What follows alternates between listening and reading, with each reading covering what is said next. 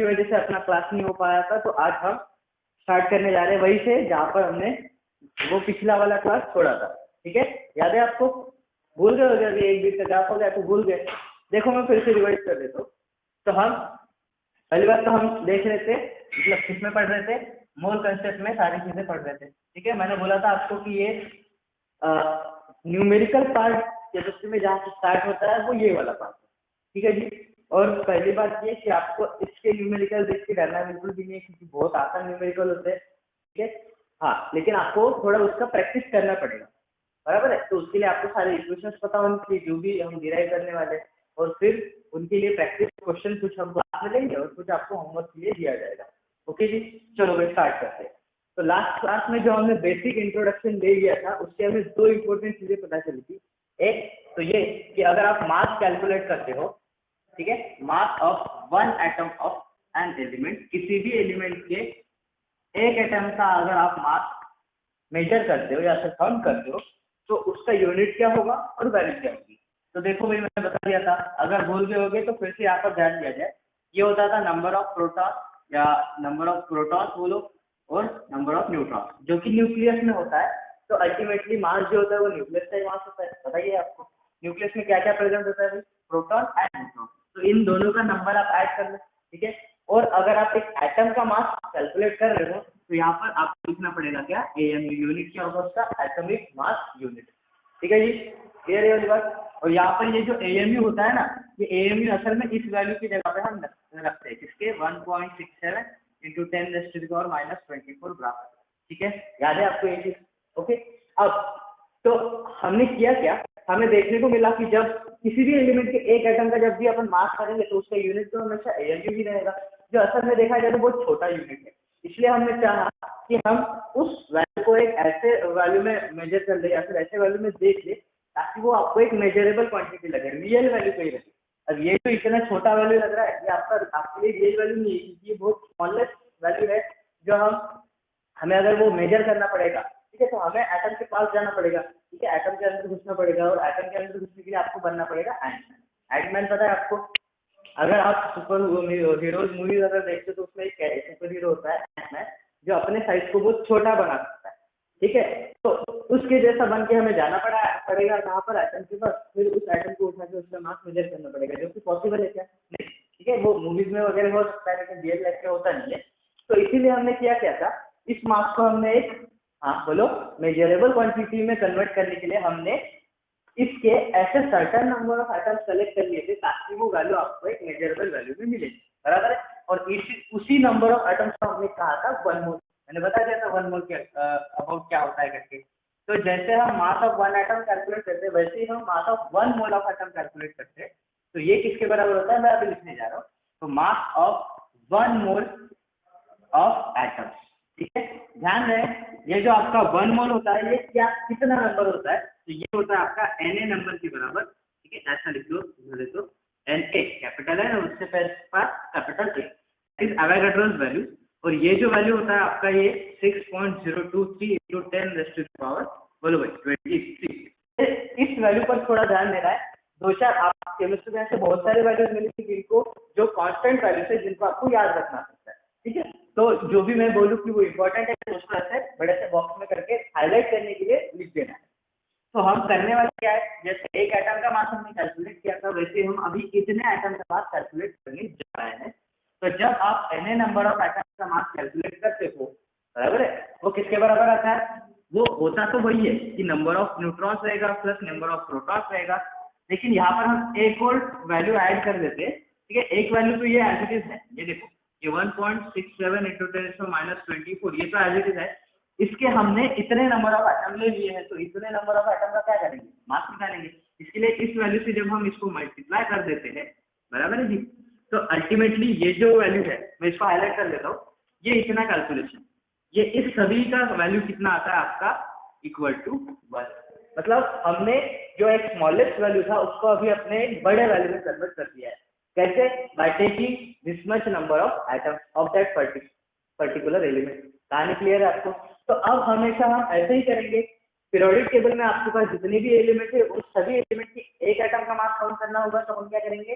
Number of protons और number of neutron count कर लेंगे, उसके न्यूक्लियस में कितना है और एएमयू में उसका यूनिट लिख देंगे। वही अगर हम चाहते हैं कि उसके 1 मोल एटम का मास काउंट करें, जनरली हम 1 मोल का ही कंसीडर करते हैं।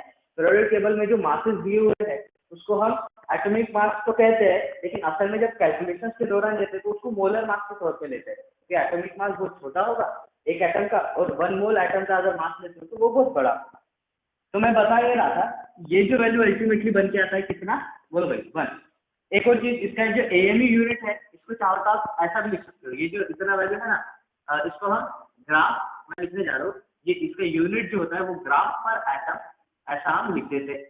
वही जब हम 1 मोल एटम का मास कैलकुलेट करते हैं तो वो बोलो बोलो बोलो जल्दी कमेंट में बोलो, वो किसके बराबर लिखते हैं?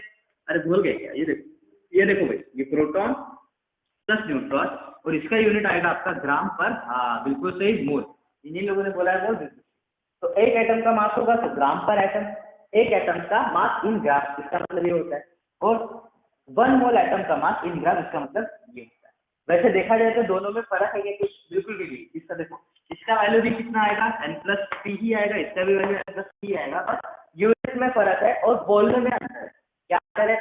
इसको जब हम बोलते हैं तब कहते हैं कि this is the mass of 1 atom of an element, इसको जब हम बोलते हैं तो हम बोलते हैं कि this is the mass of, बोलो 1 mole of an atom of an element. बात समझ में आ गई? तो जब आप एक एटम का मास कैलकुलेट कर रहे होगे या फिर लिख रहे होंगे तो उसका यूनिट लिखोगे आप ग्राम पर एटम। वही आप अगर 1 मोल एटम्स का मास अगर कैलकुलेट कर रहे होगे तो उसको हम क्या कहेंगे, ग्राम पर मोल, इस यूनिट में बोलेंगे। तो कहने का मतलब ये है, ये जो आपका मास हुआ है ये है इसका एटॉमिक मास। क्या है ये? Atomic mass. मैं लिखने जा रहा हूँ, ये बहुत इंपॉर्टेंट चीज है।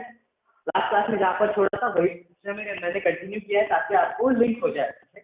तो ये जो मास ग्राम पर एटम में हम लिखने वाले हैं इसको हम कहते हैं क्या? Atomic mass. ठीक है, और यही मास जनरली, यही मास जो होता है वो आपको पीरियोडिक टेबल में हर एक एलिमेंट के मास के तौर पे आता है। लेकिन जब हम कैलकुलेशन करते हैं मोल कंसेप्ट में, या फिर स्टोइकोमेट्री एक स्पेसिफिक एरिया होता है जहाँ पर कैलकुलेशन होते हैं रिलेटेड टू कॉन्सेंट्रेशन, तो वहां पर ये ना लेकर हम लेते हैं कौन सा मास? Molar mass. कौन सा मास? बोलो भाई, मोलर मास। तो डिफरेंस देखो, सिर्फ नामकरण में अंतर है और यूनिट में अंतर है, वैल्यू तो वही है, यहाँ पर प्रोटॉन प्लस न्यूट्रॉन, यहाँ पर भी प्रोटॉन प्लस न्यूट्रॉन, नाम में क्या अंतर है? एटॉमिक मास अगर आप कहते हो यूनिट रहेगा ग्राम पर एटम, मोलर मास अगर कहते हो तो बोलो यूनिट क्या रहेगा? ग्राम पर मोल। जहाँ तक किसी को कोई डाउट हो तो जल्दी से अभी पूछ लो, और अगर ये क्लियर होगा तो इसके आगे हम अभी बहुत सारे प्रैक्टिस करेंगे, समझेंगे और दो चार चीजें। बोलो जल्दी जल्दी बोलो कि यहाँ तक आप सभी को क्लियर है। बोला जाए, बताया जाए, जो कुछ भी डाउट होगा, छोटा मोटा बड़ा लंबा नाटा जो कुछ भी होगा जल्दी जल्दी से पूछ लो, ठीक है? और अगर क्लियर होगा तो ये भी बता दो। बोलो जी, अरे बोलो बोलो बोलो।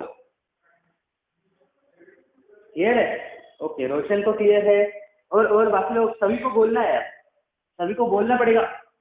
सभी बोलोगे तभी मुझे पता चलेगा कि सबको समझ में आया है, और तब जाकर फिर मैं आगे बढ़ सकूँ। ठीक है, ओके, रोशान को क्लियर है, वैष्णवी को क्लियर है, सुरेश भी क्लियर है, कर्षा, आर्या क्लियर है, ओके, सुशोभिता को भी क्लियर है। ओके, श्रीयोग, श्रीयोग है क्या? ये श्रीयोग नहीं है आज। ओके चलो, अब इसके आगे देखो, हम बड़ी इंटरेस्टिंग चीज आज पढ़ने वाले हैं। ये तो होगा आपका रिवीजन का पार्ट। तो इससे आपको ध्यान रखना है, जब भी मैं बोलूं कि what is the unit of atomic mass, तो आप क्या कहोगे? ग्राम पर एटम।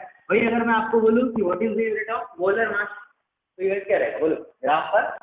ठीक है, तो अब देखें, हम इस मोलर मास का यूज कर जो हमने एक टर्म यहाँ पर डिफाइन किया है, कौन सा डिफाइन किया है? That is mole. इस मोल्स को अभी आप थोड़ा अच्छे से समझने वाले हैं। देखो जी, अभी मैंने आपको ये बताया कि जब हम क्या करते हैं, एक मोल एटम का मास कैलकुलेट करते हैं, बराबर, तो वो किसके बराबर होता है? बोलो, प्रोटॉन प्लस न्यूट्रॉन, और उसका यूनिट लिखेंगे हम क्या? ग्राम पर मोल। ठीक है, अब इसकी चर्चा करेंगे डिटेल में। तो हर एक एलिमेंट के लिए ये क्वांटिटी जो है वो आपको निकालनी आनी चाहिए। जैसे फॉर एग्जाम्पल मैं अगर बोलूँ कि बताओ भाई 1 मोल, या फिर ऐसा कह देते हैं, अब 1 मोल एटम का मास है ना, जो हम शॉर्ट में मोलर मास कहेंगे, हर बार ऐसा लंबा नहीं लिखेंगे, हम कहेंगे मोलर मास। ठीक है, तो हमें कैलकुलेट क्या करना है? Molar mass.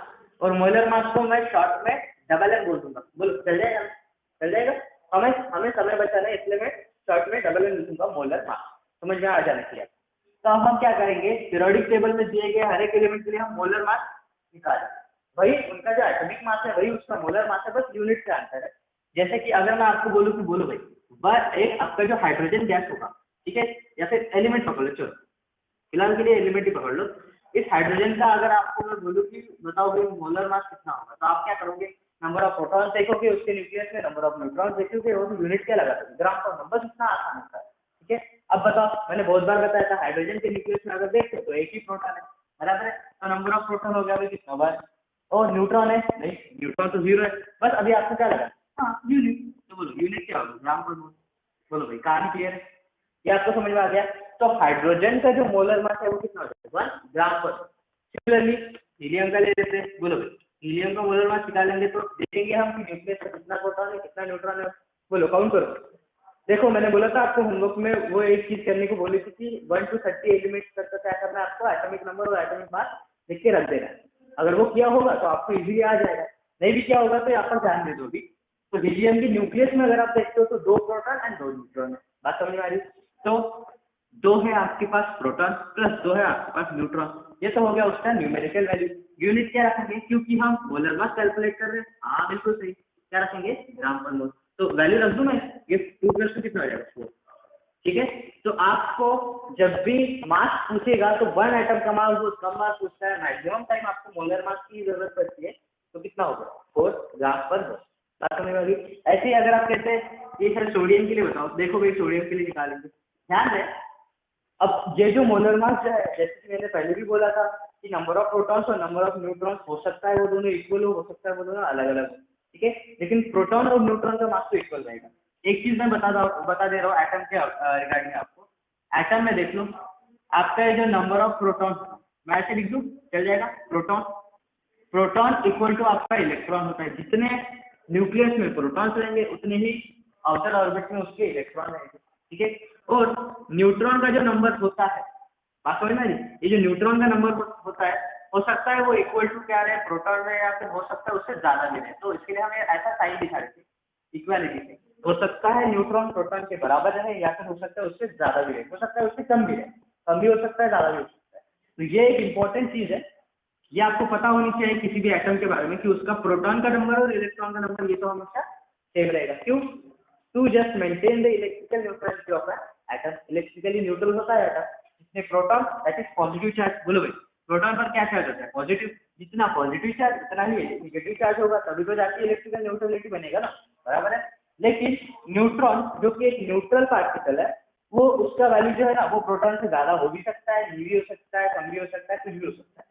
और जब आप मास कैलकुलेट करोगे तो उसमें आपके पास क्या रहेगा, प्रोटॉन्स प्लस न्यूट्रॉन्स रहेगा, बराबर। अब हो सकता है कि आपका एटॉमिक नंबर और एटॉमिक मास क्या हो जाए, मतलब उन दोनों में रिलेशन बने, दैट इज एटॉमिक मास जो होगा वो हो सकता है एटॉमिक नंबर के डबल बने। बहुत सारे केसेस में डबल ही बनता है, लेकिन ऐसे बहुत सारे एग्जांपल है जिसमें डबल नहीं बनता है। उसका रीजन ये है कि न्यूट्रॉन का नंबर चेंज होते रहता है, एग्जैक्टली प्रोटॉन के बराबर नहीं होता है। तो बस आपको यहाँ पे एक चीज समझिए कि जब भी जिस भी एलिमेंट का अगर आपको एटॉमिक मास निकालना है तो उसका आप नॉर्मली एटॉमिक नंबर को 2 से गुना कर सकते हो, लेकिन कुछ कुछ ऐसे केसेस है जहाँ पर काम आपका 2 से गुना करने पर नहीं बनेगा। जैसे सोडियम का अगर आप एटॉमिक नंबर अगर देखते हो जिसको हम Z कहते हैं, वो 11 है, बराबर जी। इसके हिसाब से अगर आप मास निकालना चाहते हो दैट इज ए, सिंबल पता है ना आपको, ये मैंने ऐसे बोला था, x यहाँ पर रखते हैं हम Z, यहाँ पर रखते हैं a। Z रिप्रेजेंट करता है एटॉमिक नंबर, A रिप्रेजेंट करता है एटॉमिक मास, ये पता ही है आपको। तो A का वैल्यू जनरली हम जो मानते हैं वो 2 टाइम्स ऑफ Z होता है, उस हिसाब से देखोगे तो 22 आना चाहिए, लेकिन असल में देखा गया कि सोडियम का मास कितना आया है, 23। क्यों, क्योंकि वहां पर जो प्रोटॉन है, चलो मैं यहीं पर लिख देता हूँ, प्रोटॉन का नंबर है 11, वो तो बैलेंस होना ही चाहिए, लेकिन न्यूट्रॉन का नंबर कितना है भाई, 12। तो आप काउंट कर लो, प्रोटॉन और न्यूट्रॉन कितना है, 23। ठीक है, तो ऐसे भी आपको बहुत सारे एग्जांपल पीरियोडिक टेबल में मिलेंगे जहां पर नंबर ऑफ प्रोटॉन्स और नंबर ऑफ न्यूट्रॉन्स अलग अलग हो सकता है, सेम भी हो सकता है, कुछ भी हो सकता है। तो इसके लिए हम क्या करें, इसलिए मैंने बोला था वो लिख के रख दो एक बार, थोड़ा आपके पास अगर लिख के होगा तो हमें पता चल जाएगा कहाँ पर कितना होता है, कहाँ पर कितना नहीं होता है, बराबर है। तो एक एक्सेप्शनल चीज मैंने यहाँ पर आपको बता दी, सोडियम के केस में नंबर ऑफ प्रोटॉन्स तो होता है 11 लेकिन नंबर ऑफ न्यूट्रॉन कितना होता है 12। तो सोडियम का जब मोलर मास काउंट करोगे तो हो जाएगा 23 और यूनिट बोलोगे ग्राम पर। बात समझ में आ रही? So this is the mass, this molar mass we are calculating for 1 mole of an atom. इसके लिए कैलकुलेट करें 1 मोल ऑफ एटम। तो ध्यान रहे जब भी आपको बोला जाए या पूछा जाए कि how much mass is there in 1 mole of an atom, तो आप क्या कहोगे? किसी भी एलिमेंट का 1 मोल ऑफ एन एटम का जो मास होगा वो उसकी मोलर मास के बराबर होगा। बात क्लियर है? यहाँ तक किसी को कोई डाउट होना नहीं चाहिए। ये मैंने बस आपको जनरल इन्फॉर्मेशन के लिए भी बता दिया। अभी इसके बाद हमें जो पढ़ना पड़ता है वो पढ़ना पड़ता है कैलकुलेशन ऑफ मोल्स। ठीक है, किसी भी गिवन मास के लिए कितना मोल बनेगा ये चीज हमें कैलकुलेट करनी पड़ती है। तो वही मैं आपको थोड़ा 1-2 इलस्ट्रेशन के फॉर्म में बताऊंगा, फिर एग्जांपल या न्यूमेरिकल कैसे करने हैं वो भी चीज मैं आपको बताऊंगा आराम से। ध्यान दें, मैं यहाँ पर सोडियम का केस लेके चलता हूँ क्योंकि वो अच्छा एलिमेंट है, मेरा पसंदीदा एलिमेंट है। देखो भाई, अगर आप सोडियम के 1 मोल का मास काउंट करना चाहते हो तो वो किसके बराबर होगा? अभी मैंने बताया वो उसके मोलर मास के बराबर होगा। और मोलर मास कितना है आपका? 23। और यूनिट क्या होगा? ग्राम पर मोल। यूनिट क्या होगा? ग्राम पर मोल। ठीक है, देखो यहाँ से आपको कंपैरिजन समझना है। मैथमेटिक्स में एक छोटी सी चीज होती है, क्या होती है मैं बता रहा हूँ। देखो, अगर ए बनने के लिए बी की जरूरत है, ठीक है, और तो सी बनने के लिए कितना जरूरत होगा उसका हम कहेंगे एक्स। तो इस एक्स वैल्यू जब भी कैलकुलेट करना पड़ता है तो हम यहाँ पर ऐसा क्रॉस मल्टीप्लिकेशन करते हैं। ये अननोन चीज है तो क्रॉस मल्टीप्लिकेशन करेंगे तो ये a into X equal to C into B होगा। तो एक्स का वैल्यू आपका क्या आएगा? C B upon A. क्या आपको ये छोटा सा कैलकुलेशन आ जाएगा? नहीं आ जाएगा तो देख लो एक बार देखो मैंने क्या बोला है। अगर आपको किसी ए क्वांटिटी के लिए बनने वाला बी क्वांटिटी दिया है, बराबर, और आपको पूछा है कि how much quantity of X will be produce by C, तो हम क्या करेंगे? ऐसा लिखेंगे और फिर इसको करेंगे क्रॉस मल्टीप्लाई और इक्वेट करेंगे और अननोन वैल्यू का वैल्यू फाइंड आउट करेंगे। मतलब जो अननोन है, जो आपको पूछा है, उसका कैलकुलेशन कर सकते हैं। इसी का हमें यूज करना है टू जनरेट एक एक्सप्रेशन। हमें एक कैलकुलेशन ऑफ मोल के लिए एक्सप्रेशन जनरेट करना है, उसको हम ऐसे ही करने वाले। ध्यान दे रहे हो? देखो कैसे। अभी यहाँ से आपको पता चली कि जब आप 1 मोल लेते हो तो 1 मोल का मतलब क्या होगा? आपका मोलर मास के बराबर। बोलो भाई, किसके बराबर होगा? किसी भी एलिमेंट का मोलर मास। 1 मोल मतलब मोलर मास। अभी बोलो 2 मोल अगर होगा, हाँ बोलो 2 मोल अगर होगा तो 2 टाइम्स ऑफ मोलर मास लिख दो। क्या बात समझ में आ रही है? 1 मोल के लिए 1 टाइम मोलर मास ऐसा लिखो। 1 टाइम के लिए 1 मोल के लिए मोलर मास इंटू 1, 2 मोल के लिए मोलर मास इंटू 2। बोलो भाई 3 मोल के लिए क्या होगा? 3 मोल के लिए आपका होगा 3 टाइम्स मोलर मास। बात समझ में आ रही है? इसी का मतलब ऐसे करते करते अगर मैं आपको पूछूं कि x मोल के लिए मास कितना होगा तो आप क्या कहोगे? x into molar mass. कितना कहोगे? x into molar mass. क्या आपको ये बात क्लियर है? बात समझ में आ गई ना? तो यही से हम क्या करते थे, एक एक्सप्रेशन जनरेट करते थे। देखो, एक चीज होती है गिवन मास और दूसरी चीज होती है मोलर मास। वहां से हमें मोल्स कैलकुलेट करने पड़ते हैं। कैसे कैलकुलेट करेंगे वही मैं चीज आपको बताना चाहता हूँ। ये ऐसा रिलेशन हमेशा चलेगा। यहाँ तक क्लियर है? बोलो, यहाँ तक किसी को कोई डाउट तो नहीं होना चाहिए। अब इसके आगे देखिए, जब आपको मोल कॉन्सेप्ट में सबसे पहला और बेसिक कैलकुलेशन जो पूछते हैं वो पूछते हैं मोल्स कैलकुलेट करने के लिए। ठीक है, तो फिर उस मोल कैलकुलेट करने के लिए क्या आपको गिवन रहेगा, क्या गिवन नहीं होता है, वो सारी चीजें मैं यहाँ पर अभी आपको बताने जा रहा हूँ। तो क्वेश्चन पैटर्न देख लो, ये एक आपका पैटर्न है। ठीक है, जिस पैटर्न पर आपके न्यूमेरिकल बनते हैं। फर्स्ट पैटर्न, इसको मैं लिख रहा हूँ फर्स्ट पैटर्न। और इस फर्स्ट पैटर्न में आपको पूछते क्या है? पूछते हैं टू कैलकुलेट मोल्स। कैलकुलेशन, चलो मैं लिख लेता हूँ, कैलकुलेशन ऑफ मोल्स। आपको मोल्स कैलकुलेट करने के लिए पूछते हैं। तो ये कैसे पूछेंगे? तो आपको देखो, एक चीज गिवन रहती है। आपको गिवन क्या होता है? For any element, its mass is given, its mass is given. ठीक है, then you have to calculate its moles. आपको मोल्स कैलकुलेट करने पड़ते हैं। कब? जब आपको उसका मास गिवन होता है। तो एक्सप्रेशन ऐसा बनता है, देखो मैं पहले एक्सप्रेशन लिख देता हूँ ना, फिर उसका अपन यूज करेंगे तो आपको याद ही हो जाएगा। तो ध्यान रहे, किसी भी एलिमेंट के लिए अगर नंबर ऑफ मोल्स अगर आप आपको पूछता है तो उसका एक्सप्रेशन ये होगा नंबर ऑफ मोल्स, ठीक है। तो नंबर ऑफ मोल्स किसके बराबर होता है, ये होता है आपका न्यूमरेटर में देख लो एक एक्सप्रेशन बनने वाला है, एक होता है आपका गिवन मास, ठीक है जी, और दूसरा होता है आपका मोलर मास। डिनोमिनेटर में जो है वो क्या है, मोलर मास। तो ये सिंपल सा एक्सप्रेशन बनता है। ये एक्सप्रेशन आया कहाँ से, वो जो अभी थोड़ी देर पहले अपन ने कंपैरिजन किया था ना, एक के लिए 1 टाइम मोलर मास, 2 के लिए 2 टाइम मोलर मास, 3 के लिए 3 टाइम मोलर मास। तो वैसे ही करके आपके पास ये एक्सप्रेशन जनरेट हुआ है। ये बहुत ही इंपॉर्टेंट एक्सप्रेशन है भाई, यहाँ पर ध्यान देना है। जब भी आपको किसी भी एलिमेंट के नंबर ऑफ मोल्स कैलकुलेट करने के लिए पूछा जाएगा, तब आपको गिवन मास दिया रहेगा और उस एलिमेंट का नाम दिया रहेगा, और उस एलिमेंट के नाम से आप उसका मोलर मास कैलकुलेट कर पाओगे, मतलब वो आपको मिल जाएगा। तो फिर given mass divided by molar mass आपको क्या मिल जाएगा, नंबर ऑफ मोल्स, ठीक है। अभी एक्सप्रेशन लिखा है तो अच्छे से आपको क्लियर नहीं होगा, हम क्वेश्चन ले लेते, क्वेश्चन से आपको समझ में आएगा। बात समझ में? देखो यहाँ पर मैं क्वेश्चन लिखने जा रहा हूँ। क्वेश्चन है कि how much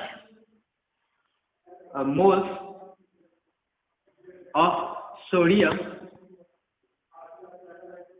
are present in, ऐसा कर लेते ना, 11.5 ग्राम्स ऑफ सोडियम। आपको एक लेबोरेटरी में लेके गए हैं और वहां पर आपको एक कटोरी में दे दिया है, क्या मतलब कटोरी मतलब एक उसका टेक्निकल नाम होता है, डिश होता है जिसको हम कहते हैं। उस डिश में मान लो आपको मेजर करके सोडियम का इतना ग्राम दिया है, दैट इज 11.5 ग्राम, और आपको पूछा है कि भाई बताओ इस 11.5 ग्राम में सोडियम की कितने मोल्स प्रेजेंट होंगे। तो इसीलिए आपके पास क्या है, ये इक्वेशन है। अब ध्यान दे, ये जो इक्वेशन है इसमें आपको कैलकुलेट क्या करना है, moles, okay.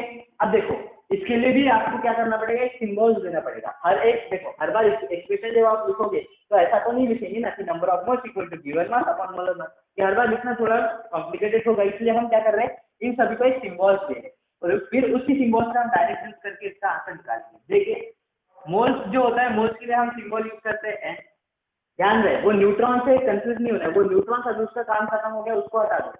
Number of moles symbol क्या रहेगा, एस। अब आपका जो गिवन मास है, गिवन मास के लिए हम सिंबल यूज करते हैं डब्ल्यू, एंड मोलर मास जो है उसके लिए सिंबल यूज करते हैं भाई क्या, कैपिटल एस। कैसे, ये समझ में आ गई बात?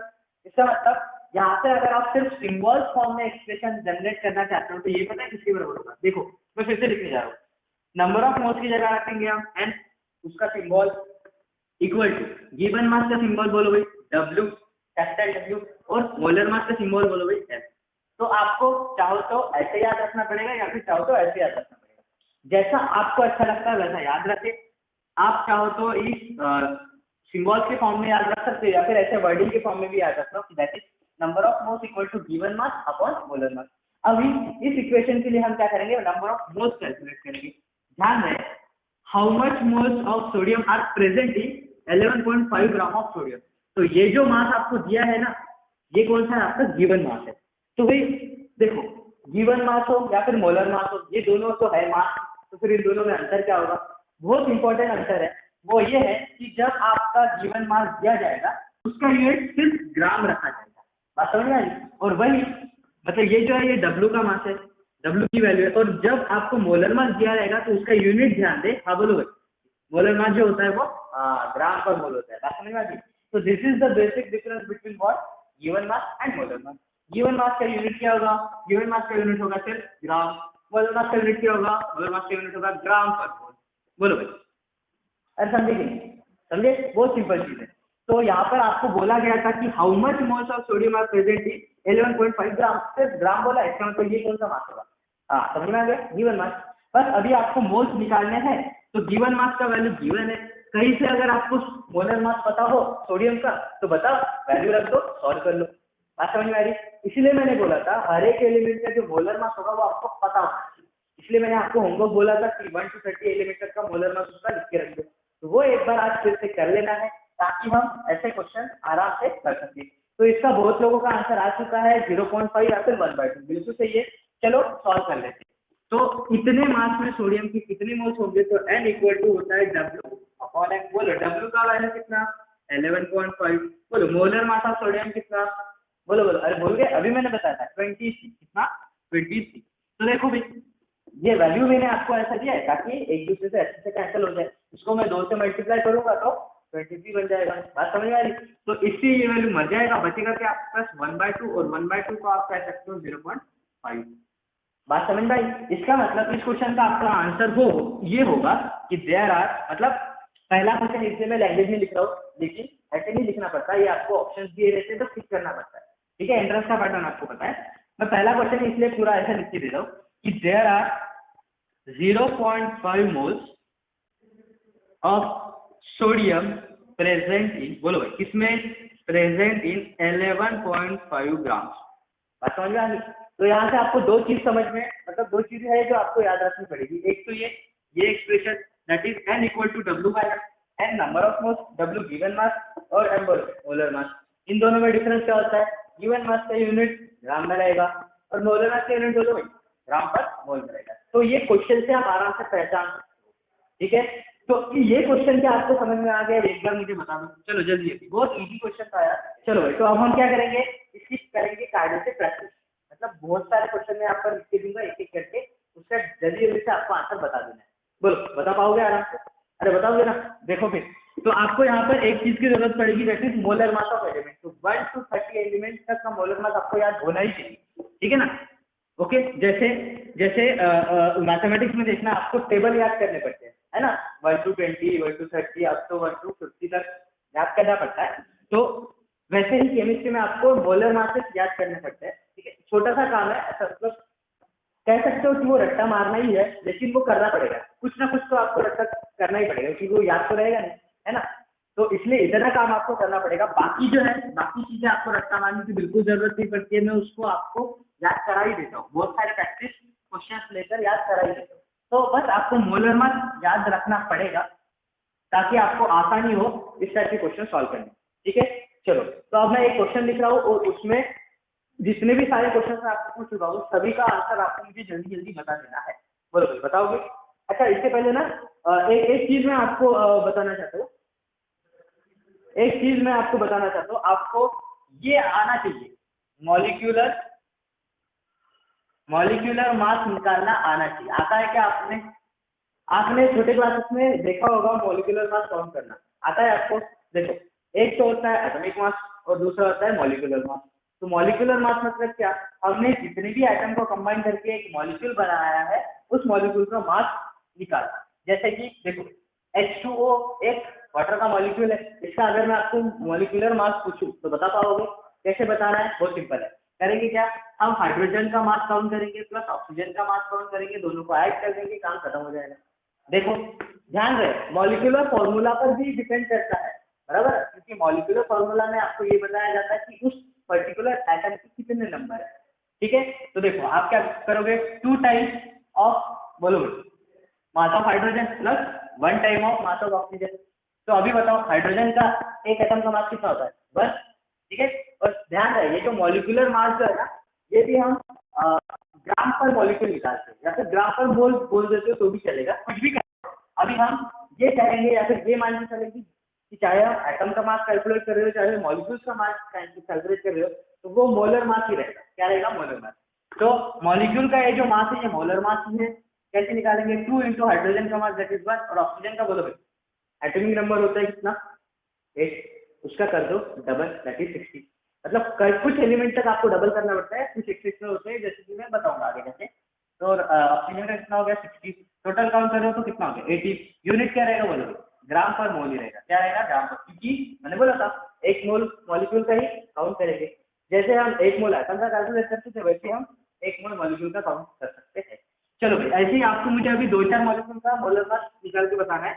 आप मुझे CO2 का कितना आएगा बताओ, CO3 का कितना आएगा बताओ, NO2 का कितना आएगा बताओ, और N2O4 का बताओ कितना आएगा, उसके बाद N2O5 का कितना आएगा। चलो जल्दी जल्दी, 1-2 मिनट का काम है, ये 5 एग्जाम्पल मैंने दिए हैं, इन सभी का आपको मोलर मास जल्दी जल्दी से बता देना है। और आंसर बताते वक्त, हाँ, ये फर्स्ट है, ये सेकंड है, ये थर्ड है, ये फोर्थ है, फिफ्थ है, इसी हिसाब से आंसर बताना है। और एक साथ आंसर बताओ, मतलब पहले एक का निकालो, उसका आंसर बोल रहा है, ऐसा नहीं, पहले सभी का आंसर निकालो और फिर कमेंट में एक का ये आंसर, दूसरे का ये, तीसरे का ये, चौथा ये, पता था करना है। ठीक है, चलो जल्दी जल्दी इतना काम कर लो और क्या आंसर आता है जल्दी से बताओ। तो मैंने आपको क्वेश्चन ये दिया था आपका मॉलिक्यूलर मास जो होता है वो हर एक मॉलिक्यूल के लिए निकालना आना चाहिए, उसके लिए मैंने 5 एग्जाम्पल दिए हैं। इसका क्या क्या आंसर आता है जल्दी जल्दी मुझे बताओ, और फिर मोल से रिलेटेड कैलकुलेशंस जो आपको करना है, क्वेश्चन जो करने हैं वो मैं यहाँ पर तब तक लिख लेता हूँ। ठीक है, तो इतना काम अभी जल्दी से कर लो, और कितना उसका मॉलिक्यूलर मास आता है वो मुझे जल्दी जल्दी बताओ। चलो थोड़ा फास्ट काम करना है। ये इतना आता है आपको, ये आपके लिए कुछ नया नहीं है, इसके पहले भी आपने किया है। बस ये मुझे चेक करना है कि क्या सच में आपको ये आता है ही नहीं आता। ये अगर नहीं आएगा मैं उससे आगे जाऊंगा तो कोई फायदा नहीं होगा, इसीलिए पहले इसका आंसर बताओ।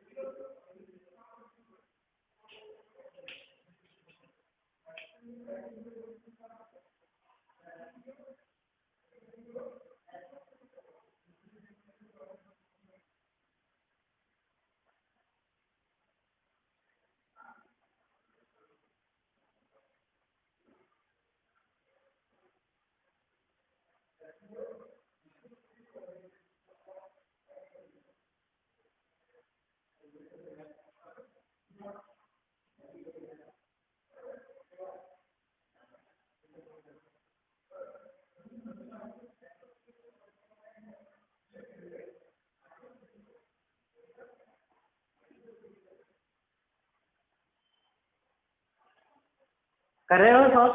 ठीक है, इन सभी का एक साथ आंसर बताना। ओके,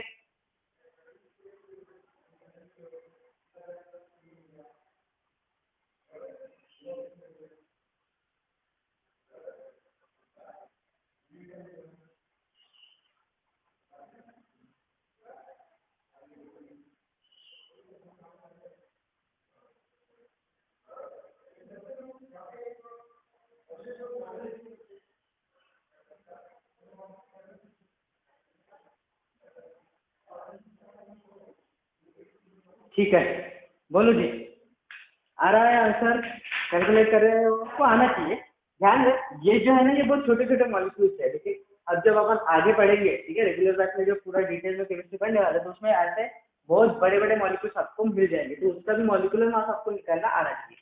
इसका कैसे निकालेंगे? देखिए, कार्बन का और ऑक्सीजन का प्लस करेंगे। कार्बन का कितना होता है बोलो भाई? 12 होता है।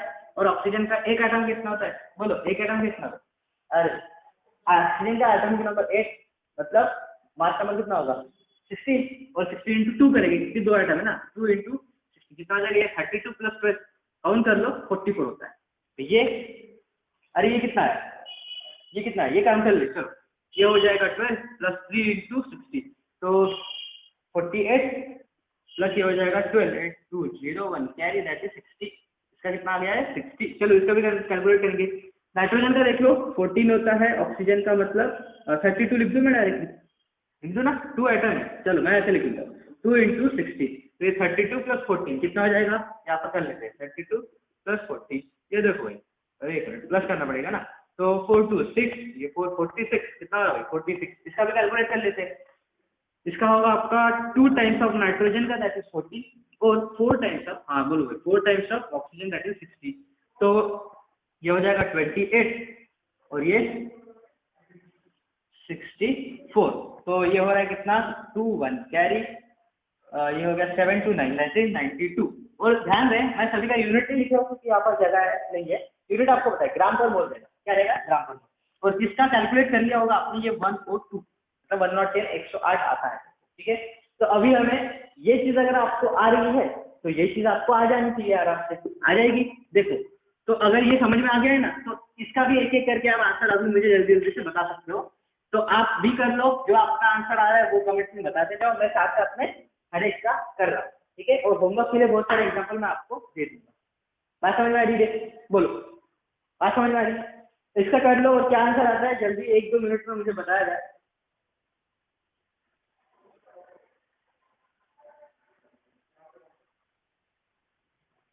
चलो आप कर लो, मैं भी कर रहा हूँ। नंबर ऑफ मोल्स कैलकुलेट करने हैं। ओके जी, क्या बात है, कैलकुलेट करके बता दिया है? नहीं, नंबर ऑफ मोल्स किसी ने भी नहीं बताया है। देख लो, कुछ लोगों का ना कुछ प्लस माइनस हो चुका है। मैक्सिमम लोगों का तो सही है, जिन जिनका गलत है जल्द मैं नहीं बताता, जिनका गलत है वो देख लेंगे, ठीक है, वो देख लेना।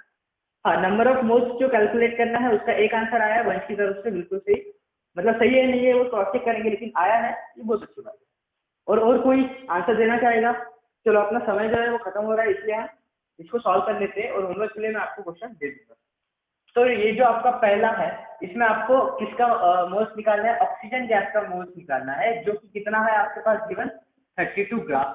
इसका मतलब बोलो ये किसका वैल्यू होगा? हाँ, डब्ल्यू का वैल्यू। बस आपको एम का वैल्यू निकालना है। अब देखो, जब एटम था तो हमने उसका 1 मोल एटम का मास निकाला था, अब ये मॉलिक्यूल है कि नहीं?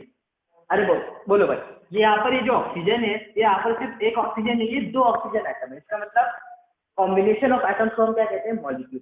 कहने का मतलब ये है, यहाँ पर आपको ऑक्सीजन का एटम नहीं बल्कि उसका मॉलिक्यूल दिया है, बराबर। नेचर में जैसा ऑक्सीजन एग्जिस्ट करता है O2 के फॉर्म में, वैसा ही दिया है, तो उसका मॉलिक्यूलर मास निकालेंगे। बोलो कितना होता है? 1 का 16, 2 का कितना? 32 ग्राम पर मोल। यूनिट पे ध्यान दे, यूनिट पे ध्यान दे, बराबर। तो देखो, W का वैल्यू मिल चुका है, M का वैल्यू मिल चुका है, number of moles that is N निकालेंगे। N क्या होता है? W/M। W का वैल्यू 32। अब यूनिट देखना, यूनिट क्या आएगा? मोल्स का यूनिट मोल ही आने वाला है, और क्या आएगा? क्यों, कैसे आएगा? देखो, 32 ग्राम, ये तो हो गया उसका गिवन मास। और बोलो भाई, मोलर मास कितना है? 32, हाँ, ग्राम। यूनिट पर जाते, ग्राम पर मोल है, क्या है? ग्राम पर मोल। अब देखो, ये फ्लोर अरेंजमेंट आपको आता होगा मैथमेटिक्स में, जैसे कि A/B/C अगर हो तो ये C थर्ड फ्लोर का है, तो ये कहाँ पे जाता है? फर्स्ट फ्लोर पे जाता है। अरे पता है कि फ्लोर क्यों बोल रहा हूँ मैं? अच्छे से याद होता है इससे। ये फर्स्ट, सेकंड, थर्ड, तो जब 3 फ्लोर रहेंगे तो थर्ड वाला जाएगा फर्स्ट। बात समझ में आती है? जब 4 होते हैं दैट इज A/B, और यहाँ पर C/D, तो ये D चला जाता है ऊपर, C चला जाता है इधर सेकंड फ्लोर पे, ठीक है। ये सिंपल मैथमेटिक्स है, ये आपको आता ही है, लेकिन अगर कोई होगा जिसको नहीं आता है तो उसके लिए मैंने बता दिया। अब यूनिट पे ध्यान दें, वैल्यू तो इसका 32/32 दैट इज 1 आ जाएगा। अब यूनिट देखो, एक है आपका ग्राम, इस ग्राम के नीचे भी ग्राम पर मोल दैट इज ऐसा लिखना पड़ेगा, तो ये ग्राम से ग्राम बन जाएगा, और ये मोल चला जाएगा कहाँ पर? फर्स्ट फ्लोर पे। तो यूनिट अगर आप देखते हो तो यूनिट क्या आ रहा है? यूनिट आ रहा है इसका मोल। तो नंबर ऑफ मोल्स का यूनिट ऑब्वियसली मोल ही आना था। कैसे आया ये भी हमने अभी मैथमेटिकली प्रूव कर दिया। बोलो, इस तरह आप आसानी से मोल्स कैलकुलेट कर लोगे।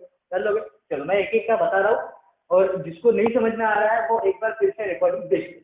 इजी है, कुछ हार्ड टॉपिक, कुछ हार्ड नहीं है। जैसे हमने पहले का निकाला वैसे दूसरे का निकालने जा रहे हैं। 7 ग्राम ऑफ N2 का निकालेंगे कितना? 7 ग्राम। तो जो गिवन डाटा है ना वो मैं लिख देता हूँ। W का वैल्यू दिया है आपको 7 ग्राम। बोलो, इसका M का वैल्यू कितना होगा? नाइट्रोजन। ध्यान दे, मॉलिक्यूलर फॉर्मूला पे ध्यान देना है। 2 नाइट्रोजन एटम है, एक नाइट्रोजन एटम का कितना होता है? अरे बोलो कितना होता है? 14 होता है। 14 इंटू कितना हो जाएगा?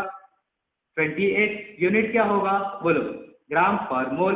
अल्टीमेटली वैल्यू देखिए, N का वैल्यू दैट इज W/M, मतलब ये हर बार इसलिए लिखा होगा कि याद हो जाए, 7/28, ठीक है। तो ये बाय 1/8 हो जाएगा। सॉरी हमें माफ करें, 7 से 28 जब जाएगा तो 1/4 आंसर आएगा। इससे मतलब 7 4 28 होता है ना, तो 1/4, और 1/4 चाहो तो आप 0.25 लिख दो। यूनिट क्या होगा? बोलो भाई। तो इस तरह आप बड़े ही आराम से किसी भी गिवन मास का और किसी भी एलिमेंट का क्या कर सकते हो? मोल कैलकुलेट कर सकते हो। कोई डाउट है यहाँ तक से? जल्दी से पूछ। तो मैं सभी ये जो बाकी के 3 है इन सभी का जल्दी जल्दी कैलकुलेट कर लेता हूँ, और क्लास को यही पे हम क्या कर देंगे? समाप्त कर देंगे। तो देख लो भाई, ये दोनों के बाद हम करने जा रहे हैं अभी थर्ड। आंसर लिख लेता हूँ साथ में मैं। इसका आंसर जो आपका आया था वो आया था 1 मोल। इसका आंसर जो आया है वो आपका आया 1/4 मोल। अब इसका निकालेंगे, इसका और इसका भी निकालेंगे। तो देखो, हीलियम का निकालने के लिए थर्ड जो है आपका, थर्ड हीलियम। देखो भाई, हीलियम का जो मॉलिक्यूलर फॉर्मूला होता है या फिर मॉलिक्यूलर रिप्रेजेंटेशन वो ऐसे ही होता है। हीलियम एग्जिस्ट करता है नेचर में सिंगल एटम की तरह, तो He लिख दिया है। इसका गिवन मास कितना है? बोलो भाई 18 ग्राम। तो फिर इसका मोलर मास कितना होता है? बताया था मैंने, 4। कितना होता था? 4। तो 4 ग्राम पर मोल होगा। तो देखो, N का वैल्यू कितना आ जाएगा? 18/4 दैट इज 9.2, दैट इज, सही जा रहे हैं? ये हो जाएगा 9, ये हो जाएगा 2, और फिर से इसको डिवाइड करेंगे तो ये हो जाएगा आपको 4.5 मोल्स, ठीक है। बड़ा ही आसान होता है। इसके बाद फोर्थ कर लेते हैं, बस निपटा रहे हैं अपन इसको जल्दी जल्दी, आपको समझ में आ चुका है। फोर्थ देख लो, 88 ग्राम ऑफ CO2 का निकालना है। ओके जी, CO2 का देख लो, W का वैल्यू दिया है 88, CO2 का मोलर मास जो अभी अपन ने निकाला है कितना है? 44 ग्राम पर मोल। ये आया है ग्राफ। n निकाल लो, n कितना होगा W/m दैट इज 88/44। बोलो 2 आ जाएगा, आ गया। और लास्ट जो बचा है उसको भी कैलकुलेट कर लेते हैं, that is 72 gram of water. तो फिर H2O का निकालने जा रहे हैं। ओके जी, H2O का देख लो, गिवन मास आपको कितना है 72 ग्राम, मोलर मास कितना होता है बोलोगे 18 ग्राम पर मोल, अभी थोड़ी देर पहले निकाला था अपन ने, है जी। तो नंबर ऑफ मोल्स देखिए, ये आएगा 72/18, कितना होता है 4 से डिवाइड होता है ना, तो 4, तो मोल्स कितना आ गया 4 मोल्स। तो जिन जिन लोगों ने इतने आंसर दिए हैं उन सभी का एग्जैक्टली करेक्ट है, ठीक है। मैं फिर से आंसर यहाँ पर लिख रहा हूँ। थर्ड का जो आया है वो आया है आपका 4.5 मोल्स, फोर्थ का जो आया है वो आया है आपका 2 मोल्स, और लास्ट जो आया है वो आया है आपका फिर से 4 मोल्स। तो जिन जिन लोगों ने आंसर दिया है उनका एब्सोल्युटली करेक्ट है, ठीक है। यहाँ तक किसी को कोई डाउट हो तो जल्दी से पूछ लो। नेक्स्ट क्लास में हम इसके ऊपर एक और स्टेप आगे बढ़ेंगे, ठीक है। इस टॉपिक से रिलेटेड जो आपको क्वेश्चंस करने हैं वो क्वेश्चंस करने के लिए मैं आपको दे दूंगा, ठीक है, होमवर्क के लिए। वो एक पीडीएफ के फॉर्म में दे दूंगा, अभी यहाँ पर लिख के नहीं दे रहे क्योंकि टाइम अपना खत्म हो चुका है। तो यहाँ तक हम आज के लिए रुकने जा रहे हैं, बाकी का पार्ट जो है वो नेक्स्ट क्लास में कंटिन्यू करेंगे। गुड बाय, पढ़ाई करते रहो और कोई डाउट आते हैं तो पूछते रहो। तो चलो भाई, बाय बाय।